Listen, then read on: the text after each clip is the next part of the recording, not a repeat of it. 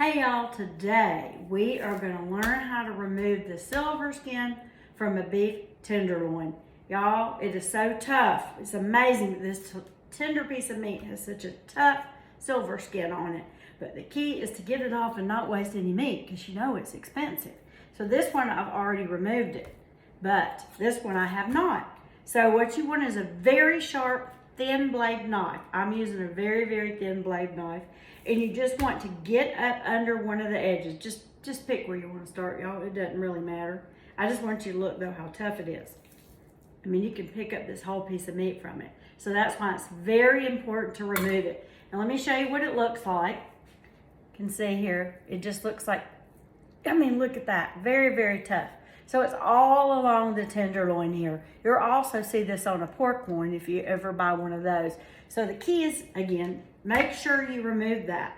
Otherwise, it's pretty simple beef tenderloin. You just remove the silver skin, season it with salt and pepper. If you don't want to get too, technical. Season it with salt and pepper and grill it to the right temperature. I would not cook it over 130. At that point, you've spent a lot of money and you're gonna lose all your tenderness and juiciness by overcooking it. So you see I'm just lifting and holding, I mean really, look, my knife will just lift and take it off. And you're getting very little meat on it, which is the key. So I'm gonna keep taking this off. This has a thick one, y'all, but I got a good deal. So once we get that off, I'll switch to the other one to save time because I don't want to get too boring. You got it all cleaned up. Well, missed a piece on this one. So this whole cut is called a beef tenderloin. The steaks that you cut out of it is what's called the filet mignon. Now behind the one end of your tenderloin, there's a large end like this, and we're not gonna be teenagers, but it's called the head. Okay, laugh. All right. It's really easy to separate this. Unless you're gonna roast the whole thing, you're cooking for a lot of people.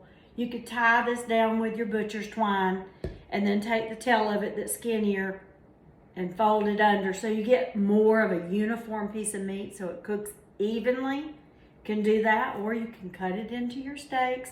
I would at least do nothing less than 1.5 inches. Or up to 2 inches. I mean, it'll make a nice presentation, and you want to sear the outside and keep the inside tender and moist. And again, I wouldn't cook it over medium. Use your thermometer. Make sure you cook it to about 130 and let it rest. And make a nice pan sauce with it. Y'all, this is just such a great cut. And since it's Valentine's this weekend, this is my gift to Bobby since we can't go out because of COVID. We're going to have beef tenderloin cut into filet mignons.